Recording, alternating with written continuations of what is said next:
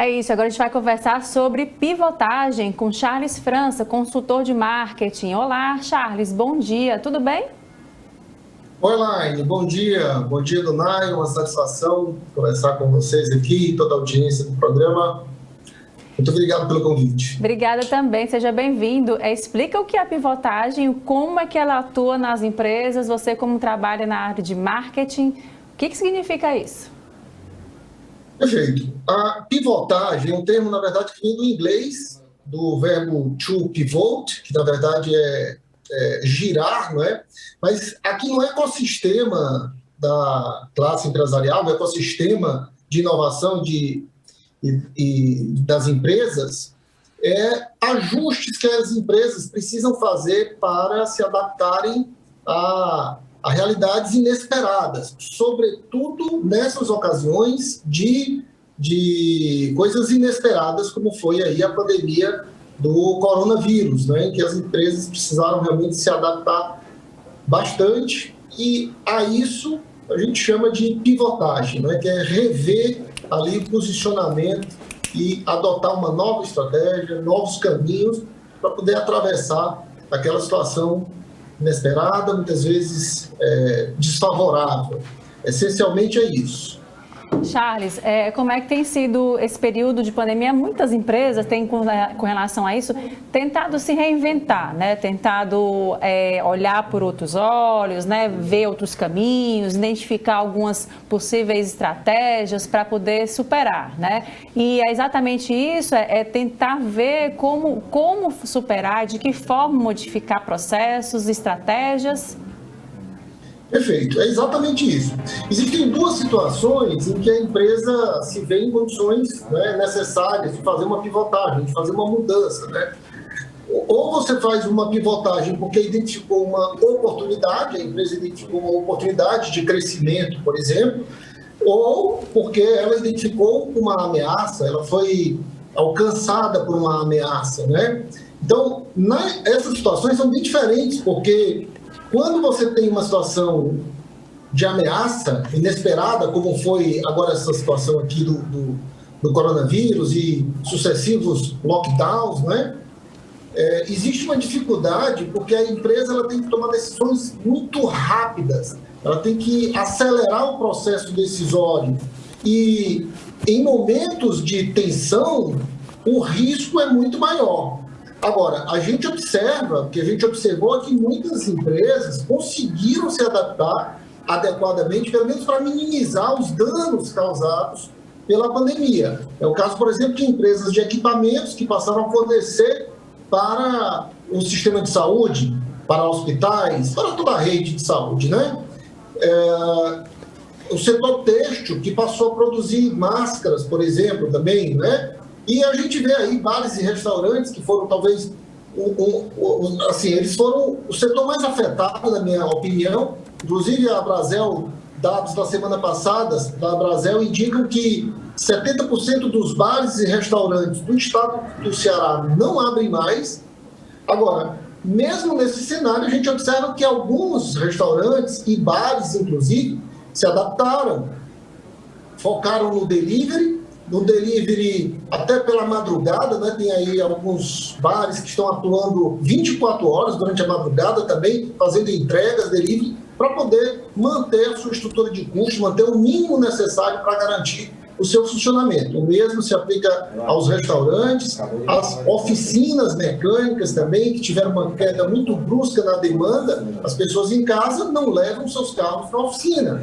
Então, a queda de demanda, segundo também dados aqui do sistema Cicopeças, Açopeças, que é o sindicato patronal do setor automotivo, houve uma queda de 50% da demanda nas oficinas. E essas oficinas precisaram se adaptar com novos serviços, ajustando seus custos para essa redução da demanda, e isso foi o que a gente observou, né, durante esse período. Lembrando também que algumas empresas se adaptaram porque tiveram crescimento.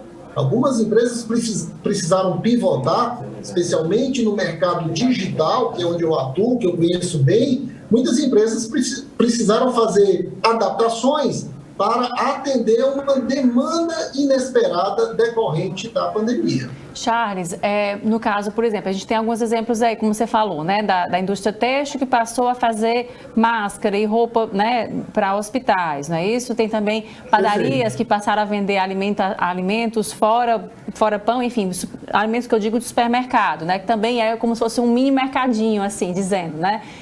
E com relação a isso, a esse olhar diferenciado de fazer com que veja outras formas de se vender, também esse empresário, ele precisa de um suporte, né? Ele precisa de quem esteja do outro lado para explicar para ele, então com os possíveis caminhos, né, das pedras aí para poder trilhar. Nesse caso, os profissionais que estão envolvidos nesse processo, quem são eles? Olha, o que você disse é uma coisa muito sensata. O empresário, ele agora mais do que nunca, ele precisa profissionalizar a gestão.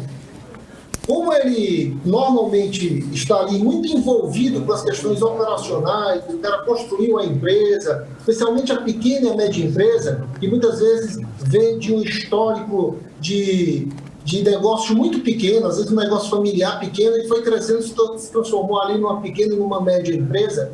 Ele costuma fazer as coisas da intuição, porque assim funcionou durante muito tempo.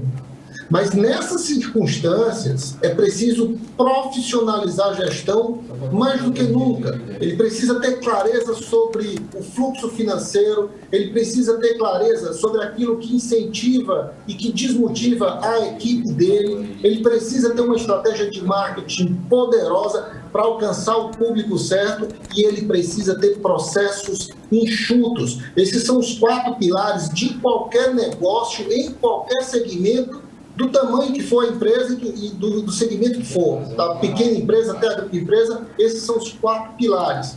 E o profissional, o melhor profissional para acompanhar o empresário nesse cenário é o profissional que estuda e que pratica essas estratégias nas empresas, que é o consultor empresarial. Então, a empresa que está buscando hoje fazer uma pivotagem, rever e se reinventar, ela precisa urgentemente trazer um consultor para a empresa, conversar com esse consultor, trocar uma ideia com ele, ver se ele tem no portfólio dele meios para ajudar essa empresa e tendo a pessoa certa, mais indicada para montar uma revisão da atividade que o empresário atua no momento e traçar um plano de ação execuível, que ele possa, passo a passo, implementar e, assim, obter resultados. Essencialmente, um consultor empresarial é a pessoa certa para orientar o empresário nesse momento de tantas incertezas.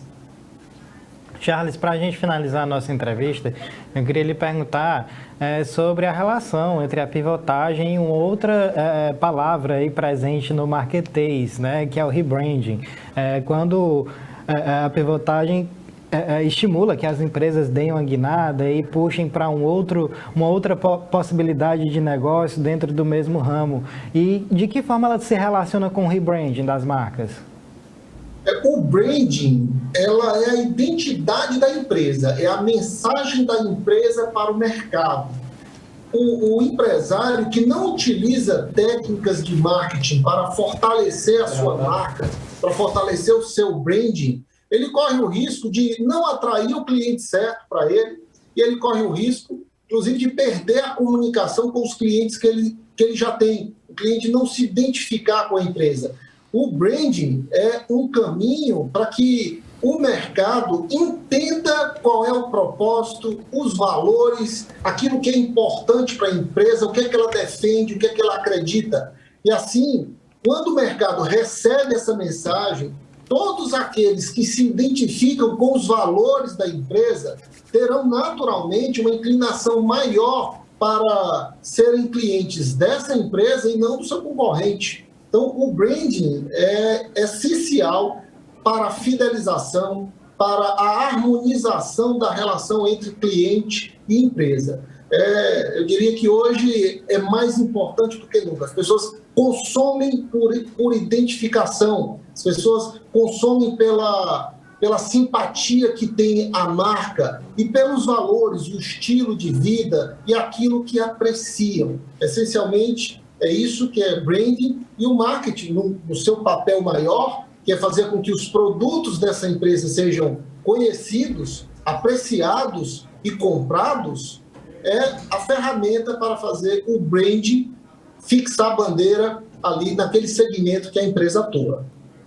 Ok, Charles, obrigado pelos esclarecimentos. É esse termo que, inclusive, para mim era um pouco desconhecido, não conhecia muito bem.